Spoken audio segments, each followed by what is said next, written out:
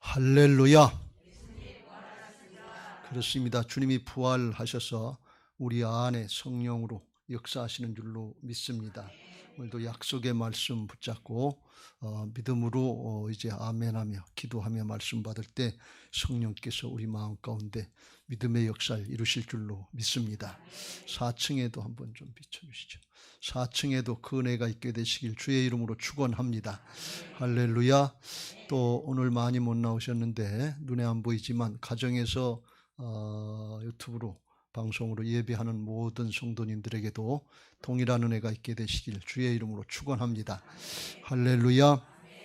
오늘은 우리가 성경 묵상집 순서를 따라서 역대상 22장에 나오는 다윗의 성전 건축 준비에 관한 말씀을 같이 좀 나누려고 합니다. 이 말씀을 교회를 짓기 시작하기 전에 미리 봤으면 더 좋았을 뻔했다 하는 그런 생각도 들어갑니다. 그러나 아직도 성전 건축 중에 있기 때문에 우리가 이 말씀을 통해서 하나님의 성전 건축을 어떤 마음으로 해야 되나 하는 것을 깨닫고 우리 개인이나 가정이나 교회나 잘 적용됐으면 좋겠고요. 그리고 또 실제로 그게 우리에게 은혜가 됐으면 좋겠습니다. 오늘 그렇게 말씀이 우리 가운데 역사하시는 은혜가 있게 되시길 주의 이름으로 축원합니다. 할렐루야. 다윗이 베들레헴의 일개 목동에서 이스라엘 통일왕국의 주권자, 통치자가 되게 하도록 하나님께서 축복하셨는데 그게 그냥 개인의 어떤 명예를 위해서 해주신 것이 아니고 하나님의 목적이 있었습니다. 그 사명을 다윗이 깨달았는데 역대상 14장 2절에 이렇게 고백합니다. 다윗이 여호와께서 자기를 이스라엘의 왕으로 삼으신 줄을 깨달았으니 이는 그의 백성 이스라엘을 위하여 그의 나라가 높이 들림을 받았음을 알미었더라. 그래서 하나님이 자기를 왕으로 삼아주시고 주변 국가들을 정복하게 하시고 이스라엘을 높여주신 것이 그게 자기를 위해서가 아니라 이스라엘 백성들을 하나님의 나라의 백성들로 삼으시고 하나님의 역사를 이루시려고 했다 하는 것을 깨닫고 고백하는 구절입니다. 우리가 하나님 앞에 신앙하면서 자기 사명을 깨닫는다고 하는 것은 아주 대단히 중요합니다. 사명을 깨닫고 사명의 삶을 사시길 주의 이름으로 축원합니다.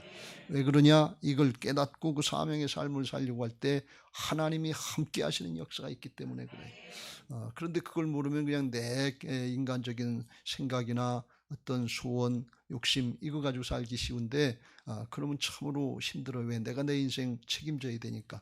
근데 사명의 삶을 살면 주님이 나와 함께 하시는 것을 믿고 살기 때문에 실제로 살아계신 하나님의 역사를 보게 하실 줄로 믿습니다. 내 사명이 뭔가 하는 것을 깨닫는 것은 중요한데 잘 모르시겠거들랑 고린도전서 10장 31절 말씀을 같이 읽겠습니다. 시작. 그런즉 너희가 먹든지 마시든지 무엇을 하든지 다 하나님의 영광을 위하여 하라.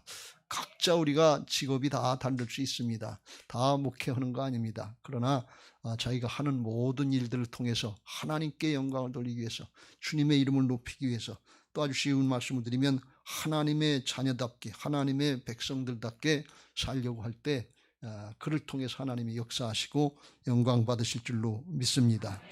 다윗이 이와 같이 하나님이 자기를 통해서 이스라엘 백성들을 하나님의 백성으로 삼으시고 신정왕국으로 하나님의 나라를 이 땅에 이루시는 그런 역사를 이루게 하시려고 한다 하는 것을 깨닫고 그의 마음속에 소원이 생겼어요.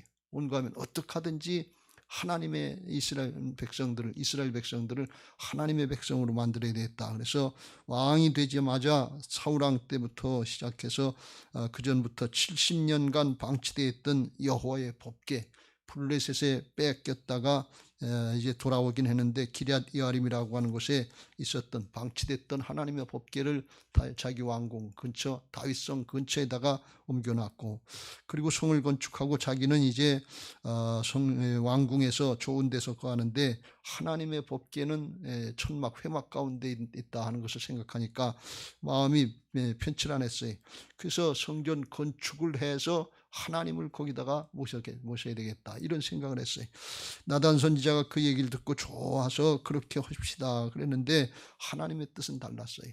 하나님의 뜻이 달랐는데 어떻게 달랐느냐 오늘 7절 8절에 그걸 말씀하고 있습니다. 다윗이 솔로몬에게 이르되 내 아들아 나는 내 하나님 여호와의 이름을 위하여 성전을 건축할 마음이 있었으나 성전 건축할 마음을 가졌는데 그런데 여호와의 말씀이 나단 선지자를 통해서 자기에게 가르쳐 주는데 너는 피를 심히 많이 흘렸고 크게 전쟁하였느니라. 내가 내 앞에서 땅에 피를 많이 흘렸은즉 내 이름을 위하여 성전을 건축하지 못하리라 그랬습니다. 하나님의 성전은 평화의 성전입니다. 그런데 피를 많이 흘렸기 때문에 합당치 않다 그런 말씀이. 그것은 다윗이 뭐 잘못해서가 아니라 다윗은 다윗대로 하나님의 나라를 이루는 그런 정복 전쟁을 하고 영토를 확장하고 이스라엘을 안정시키는 그런 다윗의 사명이 있었고, 솔로몬은 평화의 때 이제 태어나서 또 하나님의 성전을 건축하고 관리하는 그런 사명을 받은 것입니다. 각자 자기 사명이 따로 있을 수 있는데 그 사명을 따라서 순종하면 될 줄로 믿습니다. 그래서 다윗이 자기가 건축하면 더 좋을 마음이 있지만 하나님이 그걸 원치 않으시니까 하나님의 뜻을 따라서 이제 하나님의 전을 건축하는데 자기가 필요한 것들을 다 준비해서 자기 아들 솔로몬을 통해서 하나님의 전을 건축해야 되겠다 하는 그런 마음을 가진 거예요. 이 하나님의 뜻을 따라서 순종하는 거예요. 여러분, 우리가 하나님의 뜻을 따라서 순종할 때 하나님께서 그 사명을 감당할 수 있도록 공급해 주시는 은혜가 있는 것을 믿으시기 바랍니다. 왜 그러냐? 하나님의 일이기 때문에 그래요. 하나님의 일은 하나님이 하시는데 하나님의 뜻을 따라서 순종하려고 하는 사람들에게 축복해 주시고 공급해 주시고 일하시는 것을 믿으시기 바랍니다. 그래서 이게 이제 하나님의 일을 하고 쓰임받는 비결인 것입니다. 다윗이 준비하는데 크게 이제 두 가지를, 하나는 외적으로 준비하는 과정이 있고 하나는 내적으로 영적으로 준비하는 과정이 있는데, 외적으로 준비하는 첫 번째 과정은 이제 그걸 왜 자기가 성전 건축을 그렇게 해야 되는가 하는 이유를 5절에서 말씀하고 있는데 이렇게 말씀합니다. 내 아들 솔로몬은 아직까지 나이가 어리고 미숙하고 하나님의 성전은 극히 웅장하게 하나님의 명성과 영광에 걸맞게 크게 아주 웅장하게 져야 되는데 그걸 솔로몬이 감당할 만한 믿음이 안 되는 것 같으니까, 아직까지 왕이 돼서 나이가 20세밖에 안 되고 어리니까 미숙해서 그걸 할 수 없게 될 것 같아서 그걸 준비한다 하는 마음으로 한 거예요. 하나님 앞에 잘 하려고 죽기 전에 많이 준비하였더라 그랬어요. 여기 어르신들 많은데 이런 표현을 하면 좀 그렇습니다만 하나님 앞에 서기 전에 하실 일들 다 하시길 주의 이름으로 축원합니다. 특별히 다윗처럼 하나님 앞에 가시기 전에 자녀들을 위해서, 솔로몬이 이거 해야 되는 건데 다윗이 준비해 주는 거예요. 하나님의 은혜를 입었기 때문에 그렇긴 합니다만 그걸 준비해 주는 것처럼 우리 다음 세대들이 신앙 잘하기 위해서 하나님 앞에 쓰임받기 위해서 부모된 입장에서 준비할 거 다 하고 가시길 주의 이름으로 축원합니다. 그게 영원히 복된 일이에요. 세상 일보다 더 중요한 일이에요. 그걸 이제 준비한다 하면서 첫 번째로 성전의 터를 준비했는데 22장 1절에 다윗이 이르되 이는 여호와 하나님의 성전이요 이는 이스라엘의 번제단이라 그랬는데, 이건 무슨 말씀인가 하면 다윗이 21장에 보면 노년의 말년에 이르러서 인구조사를 했어요. 인구조사를 한 건 뭔가 하면 군사력이 얼마나 될 수 있겠는가 하는 걸 조사하기 위한 거예요. 근데 하나님이 그걸 기뻐하시지 않았어요. 왜요? 하나님은 하나님만 바라보고 의지하고 나가면 어디를 가든지 이기게 하시는 역사를 이루셨는데 다윗의 마음이 이제 조금 무의가 되니까 하나님만 의지하려고 하는 게 아니라 자기가 이룬 거 군사력 이걸 계산하고 있는 거예요. 그래서 하나님이 기뻐하시지 않아서 진노하시니까 그 이제 나라에 전염병이 퍼지게 돼서 하루아침에 7만 명이 죽게 되는 그런 일이 있었어요. 다윗이 깜짝 놀라서 하나님 앞에 회개하고 통곡하고 차라리 나와 내 집안을 징벌하시고 죽이시지 왜 이 백성을 죽이십니까 하면서 하나님 앞에 회개합니다. 하나님께서 그 회개를 받으시고 그 재앙을 멈추셨는데, 하나님의 진노의 천사를 통해서 멈추셨는데 그게 어딘가 하면 오르난의 타작마당 아라우나의 타작마당에서 멈췄습니다. 그런데 그 아라우나의 타작마당에서 멈췄는데 거기가 나중에 뭐가 되는가 하면 예전에는 아브라함이 이삭을 번제물로 드렸던 모리아산 정상이 그 자리고, 그리고 거기 예루살렘 성전 터가 되는 거예요. 왜 그렇게 성전에 터가 됐는가 하면 다윗이 자기가 꼭 죽어야 되는 죄를 졌는데 하나님 앞에 회개하고 용서받고 하나님과의 관계가 회복되고 하나님 앞에 쓰임받고 축복을 받게 됐기 때문에 하나님의 평화, 하나님의 회복이 이루어진 장소다. 거기다가 성전을 건축하자. 그런 게 여러분 성전에서 구약이나 신약이라 예배하고 하나님 앞에 영광 돌리는 건 그냥 예배로 끝나는 것이 아니라 거기서 죄사함을 받고 복음의 은혜로 하나님의 은혜로 하나님과의 관계가 회복되고 하나님의 평화가 이루어지고 새로운 역사가 이루어지는 자리가 예배의 자리, 성전인 것을 믿으시기 바랍니다. 그러니까 그 자리를 금 600세겔을 주고서 사가지고 성전 터를 준비한 것입니다.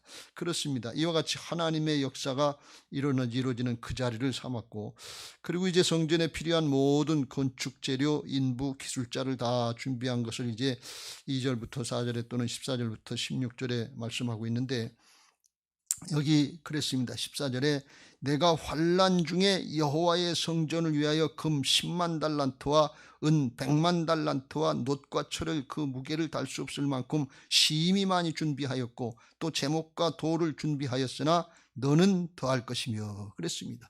금 10만 달란트면 얼마나 많은 양인가 하면 키로수로 얘기하면 3,750톤 정도 된다는 거예요. 그러면 1톤짜리 트럭으로다가 봉고 트럭으로다가 금덩어리만 1,000kg 실어야 1톤 아니에요? 그러니까 그런 1톤짜리 트럭 3,750대 실을 수 있는 그런 금을 준비했다는 거예요. 세대 반이 아니고 3,750대. 거기다 돌덩이 실은 게 아니고 우리 지금 반석을 깨트리는 건데 돌 실어 날르는데 돌 실은 게 아니고 금덩어리만 그렇게 많이 준비했다는 거예요. 그리고 은은 또 100만 달란트니까 100만 달란트니까 37,500대 분량의 은을 준비했다는. 그러니까 이게 얼마나 준비 많이 한 거예요. 당시에 국가 예산하고 맞먹는 그런 걸 준비했다는. 이게 국가적인 사업인 거예요. 그러는데 그렇게 심히 많이 준비했는데 그걸 환난 중에 준비했다. 이게 뭔가 하면 다 전쟁 노획물 같은 걸로 뺏은 건데 하나님의 은혜로 승리해서 얻은 걸 하나님의 곳간에 드린 것이지만 결과적으로 그랬지만 그 과정은 자기가 목숨을 걸고 싸워서 이기게 하나님의 말씀에 순종해 목숨 걸고 싸워서 이겨서 그 과정을 거쳐서 하나님 앞에 드린 거다. 그런 말씀이에요. 여러분 거저는 없는 것을 믿으시기 바랍니다. 공짜 없어요. 환난 중에 했다는 거예요. 목숨 걸고 했다. 힘들었다는 거예요. 또 다른 의미는 뭔가 하면 이게 다윗이 좋아서 하나님 앞에 곳간에 자기는 드렸는데 그 백성들이나 부하들이 다 좋아한 것은 아니었을 것이다. 왜? 전쟁 노획물이니까 그거 좀 뺏었으면 나눠주지. 뭐 하나님 앞에 갖다 바친다고 다 갖다 드리면 우리는 뭐냐 말이지. 전쟁 노획물이면 좀 이기면 나눠 갖기도 하고 그러거든요. 그랬기 때문에 아마 백성들이 다 그렇게 좋아한 것만은 아니었을 거다. 그런 생각을 합니다. 그러나 그래도 하나님 앞에 그걸 준비했다 하는 것입니다. 그런데 그것만 하지 말고 너도 준비해라. 내가 준비해 놓은 것만 하지만 내 목도 있으니까 너도 준비해라. 그런 말씀이. 우리 교회로 이야기하면 조합에서 준 그 돈만 가져오지 말고 너희들도 해라. 너희들도 준비해라. 그런 뜻인 거예요. 우리 몫이 있는 거예요. 왜? 그게 복받을 수 있는 근거가 되는 것을 믿으시기 바랍니다. 이와 같이 준비해서 했는데 다윗이 이제 역대상 18장 11절에 보면 다윗 왕이 전쟁에 나가서 전쟁에서 얻은 노획물 그것도 여호와께 드리되 에돔과 모압과 암몬 자손과 블레셋 사람들과 아말렉 등 모든 이방 민족에서 빼앗아 온 은금과 함께 하나님 앞에 다 드렸다. 이건 뭔가 하면 자기 욕심 차리지 않고 사람의 욕심 차리지 않고 나라 돈으로 쓰지 않고 하나님께 드렸다. 이게 뭔가 하면 자기 부인이에요. 욕심을 부인하고 하나님께 드린 거예요. 그랬더니 13절에 어떤 일이 있는가 하면 어디 가서 싸우든지 다윗이 어디로 가든지 여호와께서 이기게 하셨더라. 그러니까 하나님이 채워주시고 공급하시는 걸 볼 수가 있어요. 여러분 이게 복음적인 틀인 것을 믿으시기 바랍니다. 언제든지 자기를 부인하고 순종하면 손해볼 것 같아서 아깝고 인색해서 잘 안 하려고 하는 게 인간적인 욕심인데 그걸 부인하고 순종하면 하나님께서 함께 하시는 역사에 돼. 세상 사람들은 하나님이 함께 하시는 역사를 몰라요. 그러니까 그렇게 하면 미친 사람 취급받아요. 그런데 하나님은 살아계셔. 하나님의 역사를 하나님께서 이룬. 그렇다고 하나님께서 무조건 하시는 게 아니라 하나님이 말씀하신 하나님의 뜻을 순종할 때 그렇다 그런 말씀이에요. 사람의 욕심을 따라올 때 왜 안 주시냐고, 그건 자기 욕심이지 욕심 채워주시는 분이 아니에요. 하나님은 하나님의 뜻을 이루시는 분인 것을 믿으시기 바랍니다. 이게 복음의, 이게 십자가와 부활의 복음의 큰 틀이 구약이나 신약이나 똑같은 것을 믿으시기 바랍니다. 그래서 이렇게 드릴 때 하나님이 허락하신 걸 가지고 하나님 앞에 드리면서 기쁘고 즐거운 마음으로 드렸다 그랬어요. 역대상 29장 13절 14절 같이 읽겠습니다. 시작. 우리 하나님이여, 이제 우리가 주께 감사하오며 주의 영화로운 이름을 찬양하나이다. 나와 내 백성이 무엇이기에 이처럼 즐거운 마음으로 드릴 힘이 있었나이까. 모든 것이 주께로 말미암아 싸우니 우리가 주의 손에서 받은 것으로 주께 드렸을 뿐이니다. 할렐루야. 하나님의 나라 역사에 그 하나님이 일하시는 그 틀, 그런 원리를 잘 깨달으시고 하나님 앞에 감사하면서 예물할 수 있게 되시길 주의 이름으로 축원합니다. 다윗은 이걸 잘 알았고 하나님 앞에 너무 감사하고 하나님을 진짜 사랑한 거예요. 돈보다 명예, 권력, 왕의 자리보다 하나님을 더 사랑한 거예요. 그러니까 하나님을 사랑하니까 하나님 앞에 드리는 게 기쁘고 즐거웠다는 것입니다. 이런 은혜가 있게 되시길 주의 이름으로 축원합니다. 부모가 자식을 사랑하니까 자식에게 주면서 기뻐하는 거예요. 왜? 사랑하기 때문에 그런 거예요. 돈보다 자식을 더 사랑하니까. 그런데 자식들은 부모님께 드리라고 그러면 부모님보다 돈을 더 사랑하니까, 돈이 더 좋으니까 아깝고 인색한 마음이 들어간다. 부모 마음하고 자식 마음은 그게 차이. 근데 이게 돈의 문제가 아니라 사랑의 문제인 것입니다. 사랑하면 아깝지 않고 기쁘고 즐거운 거예요. 근데 사랑하지 않으면 아깝고 인색한 거예요. 하나님 앞에도 마찬가지. 근데 하나님은 뭐 그냥 잡숫꾼, 하나님 돈이 부족하신 분이 아니고 그 마음, 믿음, 사랑을 보시고 하나님께서 갚아주시는 것을 믿으시기 바랍니다. 다윗이 그런 마음으로 준비해서 건축 재료, 기술자 이런 거 다 준비했고, 그 다음에 설계도까지 준비했다. 외적으로. 근데 설계도 준비하려고 준비한 게 아니고 하나님이 감동을 주시니까 그걸 한 거예요. 다윗이 뭐 건축가입니까? 건축에 대해서 알지 못해. 시골 목동인데 무슨 건축가, 그 큰 집은 이제 지어봤습니까? 어떻게 알아요? 근데 하나님이 감동을 주신 거예요. 역대상 28장 11절 10절 다윗이 성전의 복도와 그 집들과 그 곡간과 다락과 골방과 속죄소의 설계도를 그의 아들 솔로몬에게 주면서 또 그가 영감으로 받은 모든 것 곧 여호와의 성전의 뜰과 사면의 모든 방과 하나님의 성전 곡간과 성물 곡간의 설계도를 주면서 하는 얘기가 19절 같이 읽겠습니다. 다윗이 이르되 여호와의 손이 내게 임하여 이 모든 일의 설계를 그려 나에게 알려주셨느니라. 할렐루야. 사모하는 사람에게, 쓰임받기를 원하는 사람에게 하나님께서 지혜를 주시고 감당할 수 있도록 도와주시는 것을 믿으시기 바랍니다.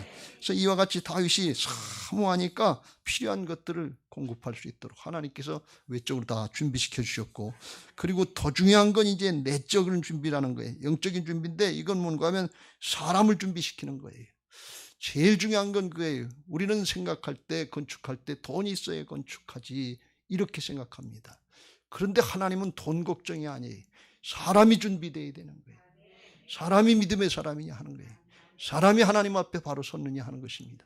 그래서 하나님은 그걸 더 소중히 여기는데 그걸 다윗이 아는 거예요. 그래서 그걸 알기 때문에 이제 건축하는 거, 돈 걱정, 뭐 사람 걱정, 이런 뭐 재료 걱정, 그런 걱정하기 전에 11절 내 아들아 하면서 솔로몬에게 하나님이 명령하셨으니까 하나님께서 너와 함께 하실 텐데 너는 하나님께 12절 지혜와 총명을 구해라. 그러면 하나님께서 그걸 감당할 수 있도록 지혜와 총명을 줄 거다. 그리고 하나님의 말씀대로 순종해라. 그러면 형통할 거다. 13절 그때 네가 만일 여호와께서 모세를 통하여 이스라엘에게 명령하신 모든 규례와 법도를 삼가 행하면 형통하리니 강하고 담대하여 두려워하지 말고 놀라지 말라. 그랬어요. 하나님의 일은 하나님께서 하시는데 그런데 누구의 일을 통해서 하느냐? 하나님의 말씀대로 따르고 순종하는 사람을 통해서 이루신다 그런 말씀이에요. 그러니까 이걸 우리가 잘 깨달아야 돼요. 하나님 나라의 원리를 깨달아야 돼요. 살아계신 하나님이 역사하시는데 하나님과의 관계, 믿음의 관계, 순종의 관계, 사랑의 관계를 잘하는 사람을 통해서 하나님이 공급해 주시고 하나님이 일하실 수 있도록 능력도 주시고 지혜도 주시고 도와주시는 것을 믿으시기 바랍니다. 그러니까 우리는 하나님 앞에 하나님의 일을 감당하려면 돈이 있어야 됩니다. 뭐가 있어야 됩니다. 이걸 구하기 전에 먼저 하나님 앞에 내가 믿음의 관계, 신뢰 관계, 하나님의 말씀대로 따르고 순종하는 사랑의 관계, 이걸 잘하고 있는지 이것부터 이것부터 구하시길 주의 이름으로 축원합니다. 다윗은 그걸 자기가 연단의 과정을 통해서 깨달은 바가 있기 때문에 그걸 아는 거예요.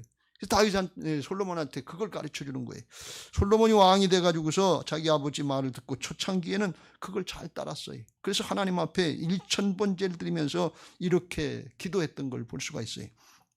9절, 누가 주의 이 많은 백성을 재판할 수 있사오리까? 듣는 마음을 종에게 주사 주의 백성을 재판하여 선악을 분별하게 하옵소서. 실제로 자기는 어린아이 같고 왕 노릇 해본 적이 없어요. 아무것도 몰라요. 저는 아이가 같고 출입을 할 줄 모른다면서 가르쳐달라고 그러면서 하나님 앞에 듣는 마음이 뭐냐? 듣고 따를 수 있는 청정한 마음, 하나님을 경외하고 따르는 마음, 열린 마음을 달라, 그런 말씀이. 다른 걸 구한 게 아니에요. 그랬더니 그 구한 것이, 솔로몬이 구한 것이 그 말씀이 주의 마음에 든지라, 하나님의 말씀이 마음에 합했다, 그런 말씀. 그래서 하나님이 이제 그걸 듣고 기뻐하시면서 축복하시는데 11절 위에 이렇게 축복하십니다. 자, 같이 읽겠습니다. 시작. 이에 하나님이 그에게 이르시되 내가 이것을 구하도다.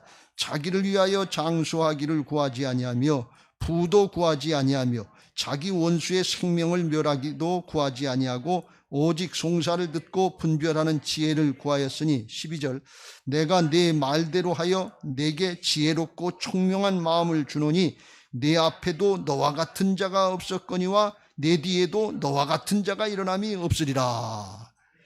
그러니까 솔로몬이 자기를 위해서 장수하는 것, 건강하고 오래 사는 것, 그것도 구하지 않고, 그리고 돈도 구하지 않고, 그리고 자기를 위해서 원수의 생명, 그건 전쟁에 나서 이기는 건데, 오늘날로 여기면 모든 경쟁에 이길 수 있도록, 대적자들, 경쟁자들 이길 수 있도록 승리하는 거, 이기는 거, 그것도 구하지 않고 오직 하나님께서 맡겨주신 사명, 왕의 직분, 이거 잘 감당하기 위한 지혜를 구한 게, 이게 하나님 앞에 마음에 맞았다는 거예요.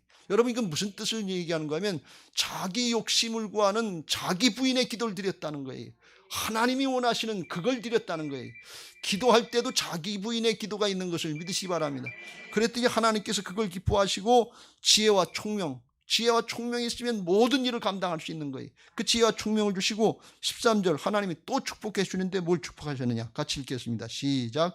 내가 구하지 아니한 부귀와 영광도 내게 주노니 내 평생의 왕들 중에 너와 같은 자가 없을 것이라. 할렐루야. 부귀, 영광, 장수, 이거 필요한 거 하나님이 더 잘하셔요. 왜 모르시겠어요? 뭘 먹을까, 뭘 마실까, 뭘 입을까, 너희 천부께서 다 아신다고 말씀하시는, 모르시지 않아요. 그런데 그걸 앞세우는 게 아니고, 자기를 앞세우는 게 아니고 하나님 중심으로 자기를 부인하는 기도, 예수님처럼 내 뜻대로 마옵시고 아버지 뜻대로 하기를 원합니다 하면서 십자가 감당하면, 그러면 부활의 역사, 승리의 역사, 임마누엘의 역사가 있는 것을 믿으시기 바랍니다. 그러니까 구하지 아니한 부귀와 영광도 줬다고 하시면서 하나님께서 임마누엘과 함께 하시는 걸 볼 수가 있어요. 여러분, 이게 복음적인 기도, 복음적인 신앙인 것을 믿으시기 바랍니다. 우리가 신앙하면서 이걸 잊어버리면 안 돼요. 자기를 부인하는 그걸 하면서 자기 십자가 지고 주님 따르라고 그랬는데, 자기를 부인하지 않고 우리는 부활의 영광, 하나님의 축복, 하나님의 은혜, 하나님의 능력, 이것만 구할 때가 많아요. 이게 무슨 차이인가 하면, 자기를 부인하는 사람은 이게 뭔가 하면 자기 변화, 사람의 변화와 함께 하나님의 축복이 따른다는 것을 믿으시기 바랍니다. 근데 자기 부인, 자기 십자가를 감당하지 않으려면 나는 그냥 내버려 두고 문제만 해결해 주세요, 축복만 해 주세요. 근데 그건 하나님 앞에 쓰임 받지 못해요. 고난 없는 영광은 없는 거예요. 마귀는 높은 데 올라가서 하나님과 비기리라. 고난 없어요, 영광 없어요, 십자가 없어요. 그냥 하나님과 같이 높아만 지게 해달라고. 이런 기도, 이런 신앙들을 하면 이 소속이 마음의 중심이 사단에게 속한, 세상에 속한 모습이 되는 거예요. 이건 굉장히 위험한 거예요. 근데 우리가 지금 그런 육신적인 신앙들을 하고 있단 말이죠. 다윗은 그게 아니라고 하는 걸 연단의 과정을 통해서 깨달은 거예요. 여호와는 나의 힘이 되시고 하나님만 사랑합니다. 그걸 깨달았기 때문에 솔로몬한테 그걸 엄히 명하는 거예요. 지금 성전 건축하는 거 내가 다 준비해놨다 그래도 과언이 아닌데 문제는 너다 그런 얘기예요. 네 중심이다 그런 말씀이에요. 진짜 하나님 중심으로 말씀 중심으로 해야 이게 쓰임받는 것이지 일하는 게 문제가 아니다 그런 말씀이에요. 하나님은 일만 시키시는 분이 아니라 우리 존재를 바꿔주시고 축복하시는 분인 것을 믿으시기 바랍니다. 왜요? 영원한 축복이 거기 달려있기 때문에 그래요. 그래서 역대상 이 뒤편으로 가보면 또 이걸 강조하시는 거예요. 아들 솔로몬에게 강조하는데 28장 9절 10절 같이 읽겠습니다. 시작. 내 아들 솔로몬아 너는 네 아버지 하나님을 알고 온전한 마음과 기쁜 뜻으로 섬길지어다. 여호와께서는 모든 마음을 감찰하사 모든 의도를 아시나니 내가 만일 그를 찾으면 만날 것이요 만일 내가 그를 버리면 그가 너를 영원히 버리시리라. 그러니까 내 아버지 하나님, 다윗이 자기 하나님인데 너는 그걸 체험하지 못했으니까 하나님이 어떤 분이신 줄 알고 그걸 똑바로 해라 그런 말씀. 온전한 마음으로 중심으로 기쁜 뜻으로 해라 그런. 이거 여호와께서 너 모든 마음을 감찰하시고 모든 의도를 아시는데 내 어떤 인기나 명예, 네 이름 높이는 거 이런 사사로운 사심 이런 것들 그런 거 버리라 그런 말씀이에요. 중심으로 하나님을 섬기고 하나님의 이름을 높이려고 하는 온전한 마음으로 하라 그런 말씀이에요. 10절 같이 읽겠습니다. 시작. 그런즉 이제 너는 삼갈지어다. 여호와께서 너를 택하여 성전 건물을 건축하게 하셨으니 힘써 행할지라. 하나님이 명하셨기 때문에 하나님이 택해 주셨기 때문에 하나님이 함께 하실 거니까 힘써 하고 온전히 기쁜 마음으로 하라 그런 말씀이에요. 그래서 온전히 기쁜 마음으로 하라는 것을 이제 하나 또 말씀하시고 20절 21절에 또 이걸 강조합니다. 이게 아주 굉장히 사람이 준비되는 게 중요해요. 돈이 중요한 게 아니에요. 나중에 나옵니다만 그건 하나님이 하시면 돼요. 근데 사람을 바꾸는 건 이건 자기가 감당하려고 하는 자기 십자가를 감당하려고 하는 그 모습이 있어야 될 줄로 믿습니다. 20절 21절 같이 읽겠습니다. 시작. 또 그의 아들 솔로몬에게 이르되 너는 강하고 담대하게 이 일을 행하라. 두려워하지 말며 놀라지 말라. 내가 여호와의 성전 공사의 모든 일을 마치기까지 여호와 하나님의 나의 하나님이 너와 함께 계시사 내게서 떠나지 아니하시고 너를 버리지 아니하시리라. 그러니까 하나님이 명했기 때문에 하나님의 일을 순종하면 그 일이 마쳐지기까지 하나님께서 떠나지 않을 것이다. 그러니까 너는 마음을 강하게 하고 담대히 해서 그걸 감당해라 그런 말씀이에요. 왜? 하나님의 일에는 언제든지 사단이 방해하는 게 있어요. 그래서 이게 강하고 담대해야 돼요. 사단이 내가 마귀다 하고 하는 게 아니라 사람을 통해서 사정형편을 통해서 방해하는 것들이 있기 때문에 믿음으로 담대히 감당하라 그런 말씀이에요. 그리고 21절 같이 읽겠습니다. 시작. 제사장과 레위 사람의 반이 있으니 하나님의 성전의 모든 공사를 도울 것이요 또 모든 공사에 유능한 기술자가 기쁜 마음으로 너와 함께 할 것이요 또 모든 지간과 백성이 온전히 내 명령 아래 있으리라. 내 명령을 따르게 될 것이다 그런 말씀. 거기 건축하려면 별 사람들이 다 필요한데 그 솔로몬이 건축가가 아니에요. 내용을 다 몰라요. 그런데 하나님이 함께 하셔서 다스리게 하실 것이다 그런 말씀이에요. 우리 교회 건축 과정에 이런 일이 있도록 우리가 기도해야 될 줄로 믿습니다. 사람의 재주나 능력 가지고 엉뚱한 마음 가지고 사심을 품고 하려고 하는 그거 막을 수 없어요. 그런데 하나님이 함께 하시는 역사가 있으면 하나님이 지켜주실 줄로 믿습니다. 우리가 날마다 이제 매달 특별 새벽 기도를 성전 건축을 위해서 부활신앙을 하는 이유가 여기 있는 거예요. 이거 여기 동참해서 기도하는 성도님들께 중심으로 감사드립니다. 기도로 하나님의 역사에 동참하시길 주의 이름으로 축원합니다.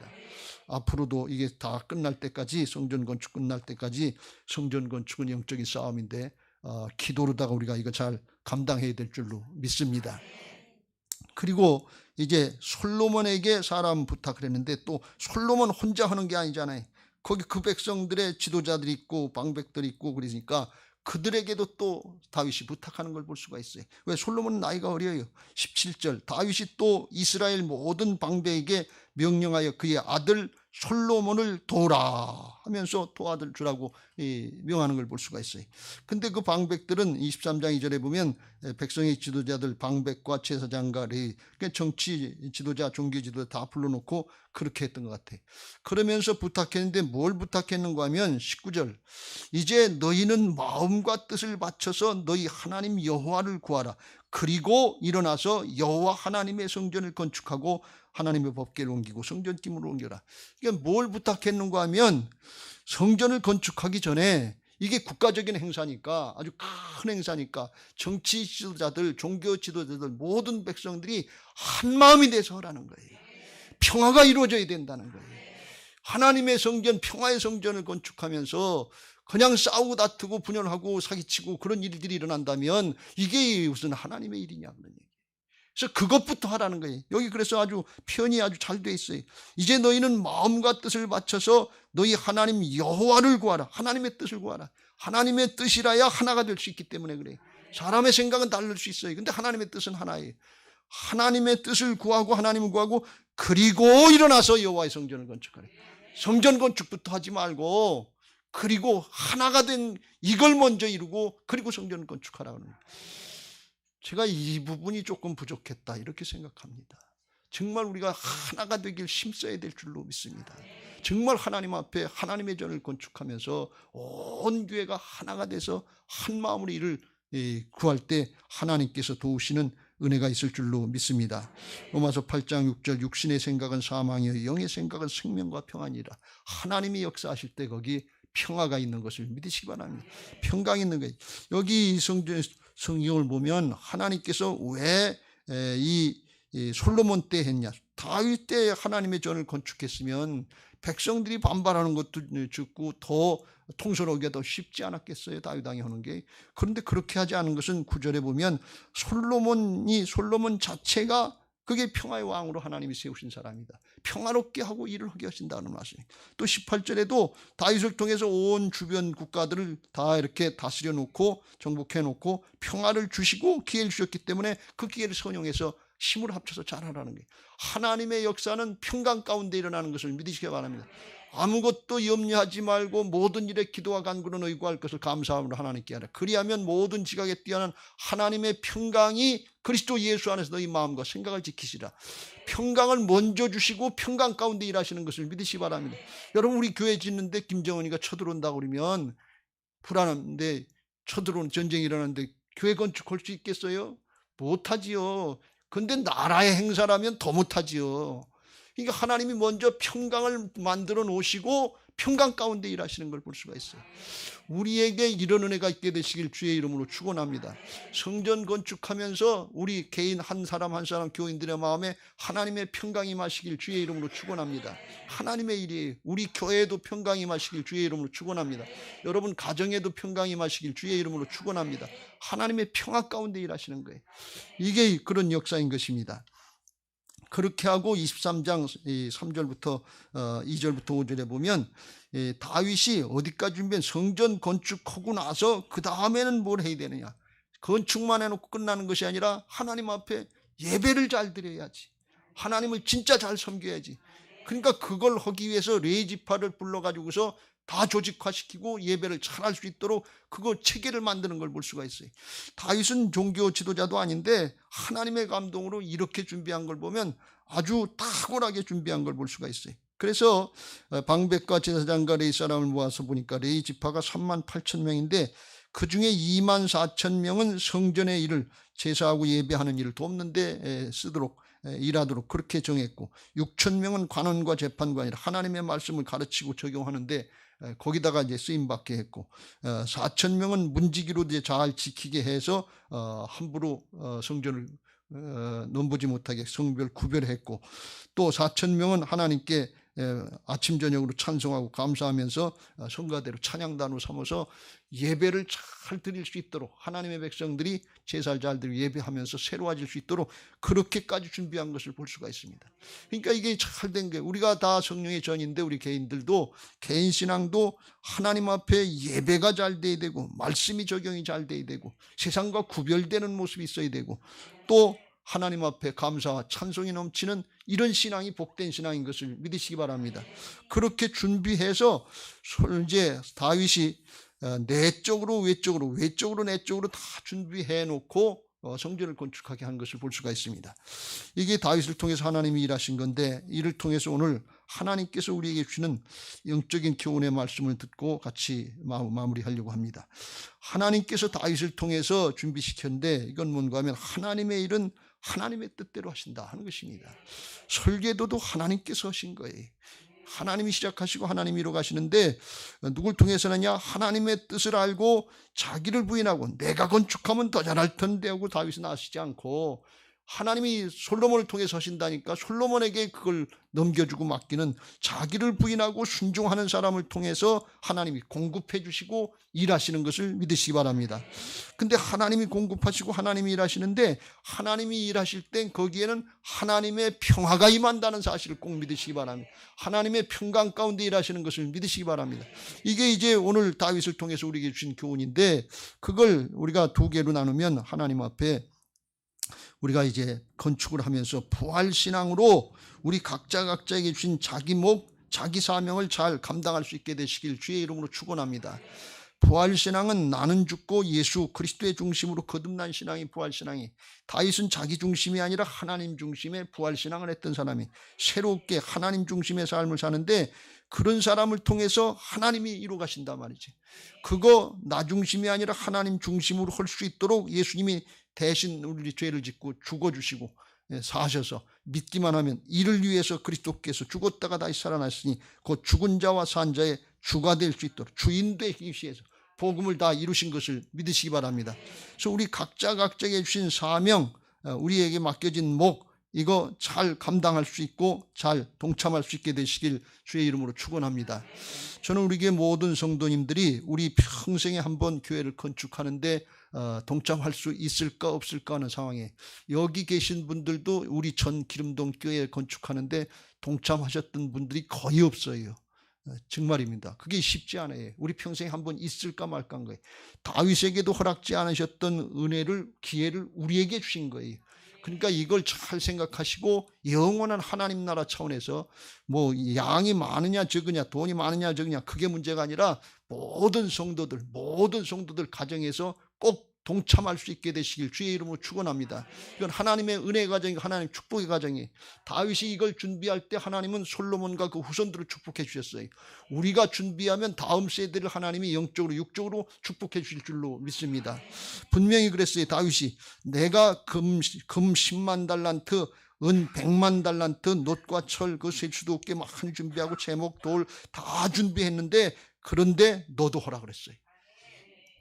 너도 하라 그랬어요. 그냥 너는 지나가라. 그런 게 없어요. 자기 몫이 있는 거예요. 자기 십자가를 감당하고 자기 은혜를 누려야 될 줄로 믿습니다. 그걸 잘 감당하시게 되시길 바라고요. 또 하나는 이게 건물만 건축하는 것이 아니라 다윗이 통해서 하나님이 원하시는 뜻은 우리 사람이 준비되어야 된다는 것을 말씀했습니다. 그래서 부활신앙으로 하나님 중심의 신앙, 복음적인 신앙으로 성령의 전이 건축되어야 될 줄로 믿습니다. 우리의 마음에 하나님이 주인 되시는 성령의 전이 되어야 될 줄로 믿습니다. 예루살렘 건물을 건축해 성전 건축을 해놓고 나중에 이스라엘 백성들이 타락해서 거기다 우상 단지를 만들어 놓고 하나님과 우상을 겸해서 섬기면서, 그러다 나라가 망했고 성전도 다 파괴되고 없어졌어요. 헤롯 성전 다시 지었는데, 스룹바벨 성전, 헤롯 성전 다시 지었는데 다 파괴됐어요. 왜? 하나님을 바로 섬기지 않았기 때문에. 하나님의 관심은 건물에 있지 않아요. 사람에 있는 것을 믿으시기 바랍니다. 예배를 바로 드려야 돼. 하나님 앞에 바른 예배를 드려야 돼. 그럴 때 하나님께서 우리 심령에 평화를 주시고 하나님의 역사를 이루게 하시는 것을 믿으시기 바랍니다. 로마서 14장 17절 18절 자 같이 읽겠습니다. 시작. 하나님의 나라는 먹는 것과 마시는 것이 아니요 오직 성령 안에서 의와 평강과 희락이라. 이로써 그리스도를 섬기는 자는 하나님을 기쁘시게 하며 사람에도 칭찬을 받느니라. 할렐루야. 그래, 의와 평강과 희락이 넘치도록 하나님의 통치가 이루어지면 그런 일이 있단 말이죠. 그게 은혜인 것을 믿으시기 바랍니다. 제가 이 다윗과 솔로몬을 보면서 늘 마음에 잘 이해가 안 됐던 건 뭔가 하면, 하나님이 왜 솔로몬을 택하셨을까? 다윗에게 지라고 그러면 더 잘 졌을 수도 있고, 그런데 다윗의 아들이 또 많은데 그런데 왜 솔로몬일까 하필이면. 여러분, 솔로몬은 우리아 안에 밧세바를 데려다가 뺏어가지고 뺐다시피 해서 그래서 낳은 아들 아니에요. 우리 밧세바를 보면서 먼저 낳은 아들은 죽고 그 다음에 두 번째로 낳은 아들인데 이거 내로남불이라고 불균 아니겠어요? 마태복음 1장에 보면 예수님의 육신의 족보를 말씀할 때 그랬어요. 6절에 이새는 다윗 왕을 낳았느니라. 다윗은 우리아의 아내에게서 솔로몬을 낳고, 성경에 다윗의 아내라고 인정을 안 했어요. 우리아의 아내라고 그랬어요. 성경 거짓을 안 해요. 거짓말이 없어요. 근데 하필 왜 솔로몬이었을까? 여러분, 이상하지 않아요? 하나님의 아들 예수님의 족보에 뭐 기생 랍두들하고 유다가 자기 며느리도 다말을 범했던 사람인데 거기서 낳은 아들 베레스가 연결이 되고, 이거 아주 예수님 족보를 보면 세상적으로 이야기하면 이런 표현하면 안 되는데 아주 문란한 것 같아요. 왜 그렇게 하셨을까? 하나님의 거룩한 역사인데. 그렇지 않겠어요? 좀 선악으로 올 때, 윤리도덕적으로 올 때 흠이 없게 그렇게 하시지. 여러분, 이게 복음인 것을 믿으시기 바랍니다. 복음은 선악이 아니에요. 은혜와 사랑인 것을 믿으시기 바랍니다. 무슨 뜻인가 하면 이 솔로몬의 이름이라고, 솔로몬이 사무엘하 12장에 보면 솔로몬의 다른 이름이 여디디아라고 하는 이름을 주셨어요. 근데 여디디아라고 하는 이름의 뜻이 뭔가 하면 하나님의 기쁨, 하나님의 사랑을 받은 자, 그런 뜻이에요. 근데 솔로몬이 어렸을 때 타고나기 전부터 하나님의 기쁨이 될 만한 조건이 없어요. 남의 아내 데려다가 낳은 자식인데 뭘 하나님의 사랑을 받을 만한 그런 게 없어요. 그러니까 인간적으로 볼 땐, 윤리도덕적으로 볼 땐 하나도 우리 손가락질 당할 수밖에 없는 그런 모습. 이것 때문에 아주 집안이 풍지박산 날다시피 하고 요압과 아비아들이 배신하게도 되고, 별 사건이 여기서 다 일어났어요. 가문이 그냥 풍지박산 되기도 하고. 그런데 왜 하나님이 이런 사람을 쓰셨냐, 그런 얘기예요. 그런데 왜 이렇게 하셨는가 하면, 오늘 말씀을 통해서 제가 깨달은 게 뭔가 하면 이게 하나님의 평화다, 그런 말씀이에요. 하나님의 은혜다, 그런 말씀이에요. 이 일을 통해서 다윗이 자기 죄성을 깊이 깨닫고 통해 자복하고 회개하고 돌이켜서 정말 죽을 수밖에 없는 죄인인데 하나님이 용서하시고 하나님과의 그래도 관계를 회복시켜 주시고 왕으로 세워주시고 쓰임받게 하시는 이 은혜를 깨닫고, 그리고 하나님 앞에 감사하면서 낳은 아들이, 그 아들이 솔로몬이다, 그런 얘기예요. 여러분, 신앙은 윤리도덕이 아니에요. 선악의 판단이 아니에요. 하나님 앞에 죄를 깨닫고 회개하고 하나님의 용서와 회복의 은혜를 입은 자들이 구원받는 것이고 하나님 앞에 쓰임받는 것인 것을 믿으시기 바랍니다. 여러분, 우리 중에 내가 잘나서 내가 내 것 가지고 자기 의를 드러내려고 하는 그런 모습으로 신앙하고 쓰임받는다든지 오늘 다 내놓으시길 주의 이름으로 축원합니다. 하나님은 그런 사람을 크게 쓰시지 않아요. 다윗도 그랬고, 바울, 예수님을 핍박하고 해방했던 사람, 죽이려고 앞장섰던 사람 아니에요? 베드로 어떤 사람이에요? 예수님을 3번 부인하고 도망갔던 사람이에요. 그런데 회개하고 돌이키면 다 하나님이 회복시켜 주시고 더 큰 하나님의 자녀, 하나님의 상속자, 하나님의 신부로 만들어 주시고, 그 관계라는 건 뭔가 하면 하나님과 공유할 수 있는, 아버지와 아들이 공유할 수 있는 거예요. 남편과 아내가 공유할 수 있는 거예요. 그렇게 좋은 신분으로 만들어 주셨는데 그건 뭔가 하면 하나님의 은혜로 된다는 거예요. 하나님의 은혜를 깨닫고 감사하고 기뻐할 수 있는 그런 사람이 쓰임받는 것을 믿으시기 바랍니다. 왜 솔로몬을 쓰였냐? 그 조건이, 이게 은혜이기 때문에 그래요. 전적으로 하나님의 은혜고 전적으로 하나님 앞에 감사의 조건이기 때문에 정말 기뻐하고 감사하고 그렇게밖에 할 수밖에 없도록 만들어 주신 거예요. 여러분이 이걸 잘 깨닫고 이걸 붙잡으시길 주의 이름으로 축원합니다. 제가 이걸 보면서, 이 말씀을 준비하면서 하나는 우리 교회가 정말 이를 위해서 평화로다 하나가 되는 그런 기회를 하나님이 주신다 하는 그런 생각을 하면서 이게 앞으로 큰 기도의 제목이다 하는 것을 제가 가지고 기도를 하고 있고요. 또 하나는 뭔가 하면 다윗에게 하나님이 허락하지 않고 솔로몬에게 허락하신 이런 모습을 보면서 하나님이 앞으로 우리 교회를 건축하게 하시면서 진토의 과정을 겪게 하시지만 이게 하나님의 구속의 역사, 부족하고 모자라고 저런 사람들이 교회를 져 그런 얘기 나올 수 있고, 저런 이 목사 같은 사람이 교회를 져 그런 얘기 나올 수 있더라도 하나님은 이걸 통해서 용서하시고 회복하시고 하나님의 구속의 역사, 은혜입니다, 감사합니다, 주님의 복음을 나타낼 수 있는 이걸 이루시려고 하시지 않는가, 그런 마음이 제게 와서 하나님 앞에 감사할 수 있었습니다. 하나님 앞에 그런 은혜들이 있게 되시길 주의 이름으로 축원합니다. 얘기 안 하고 마치겠습니다. 감리교회 유명한 교회 중에 하나, 성남에 선한 목자교회가 있는데 거기 유기성 목사님이 심호하시는 교회. 이 유기성 목사님이 벌써 10수년 전에 안산 광림교회에서 목회를 잘하다, 거기는 아주 광림교회에서 지어준 교회니까 뭐 아주 편안하고 잘 부흥도 됐고 재정 문제도 없고 아주 좋은 교회예요. 거기서 이제 근무하실 때, 그때 이제 이 선한 목자교회 전가 목사님이 건축을 하시다가 이게 감당이 안 되니까 물러나시고, 그리고 이제 후임자를 찾는데 자기한테 와서 장로님들이 오라고 그러는 거예요. 근데 이게 뭐 땅도 넓고 평수도 8,000평이나 이렇게 되고 지하에 크게 본당을 들어가고 그러는데 감당할 수 있는 게 아니에요. 그거 지으면 빚이 220억이에요. 이게 뭐 인간적으로 이게 할 수 있는 게 아니거든요. 그래서 난 아니다. 그런데 자꾸 와서 졸라대니까 하나님 앞에 기도는 해봐야 될 거 아니에요. 근데 기도했는데 하나님이 가라고 그러시더래요. 그래서 이게 죽을 맛인데 가고 싶지 않은데 갔다는 거예요.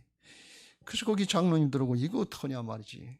하나님 보내서 오긴 했는데 이 감당할 수 없는데, 그래서 그때 이제 아주 성남시에서 건축 허가를 해주고 이제 더 이상 기회를 주고 아니면 그냥 취소시키겠다고 그럴 판인데, 장로님들에게는 그럼 하나님께 맡기고 해봅시다 말이지.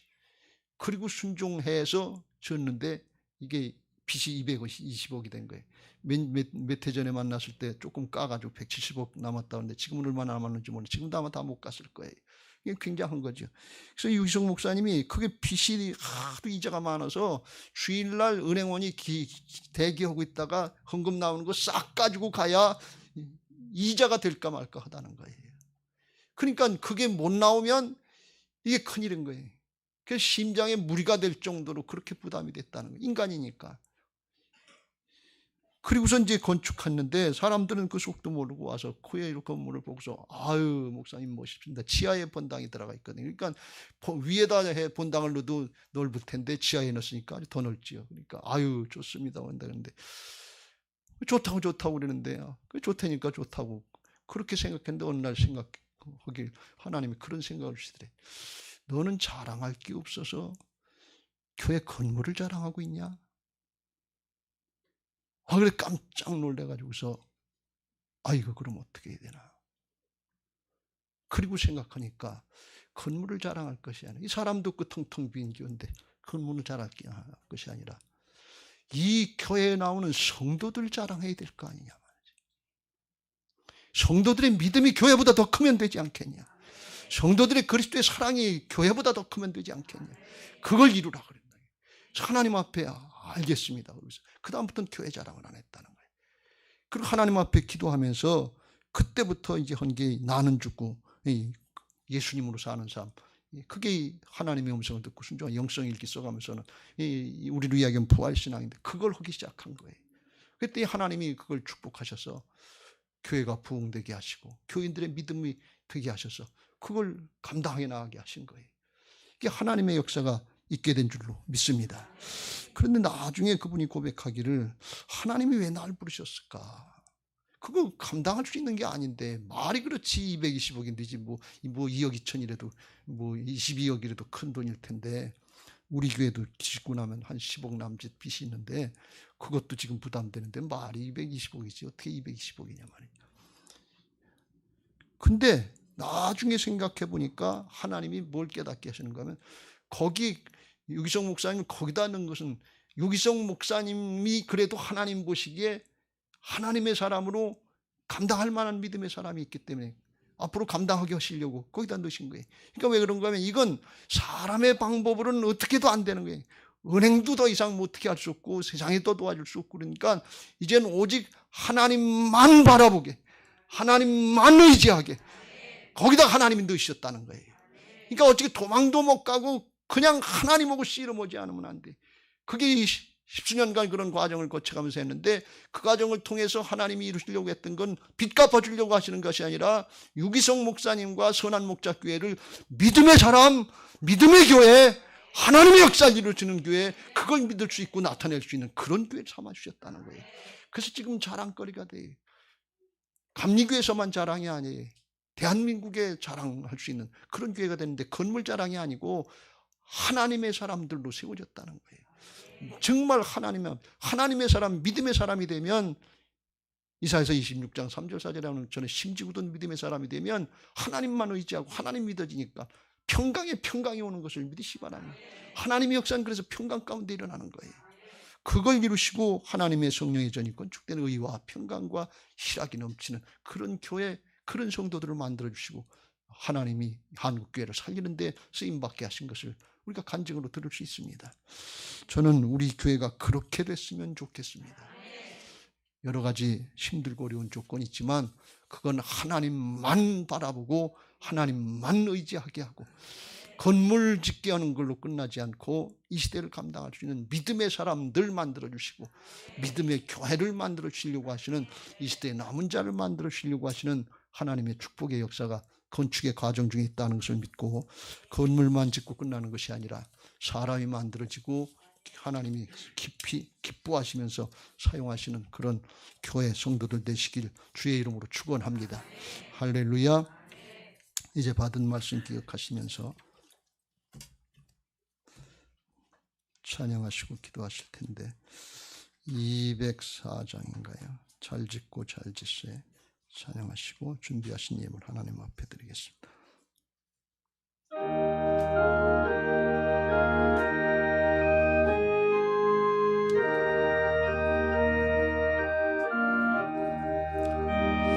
주의 말씀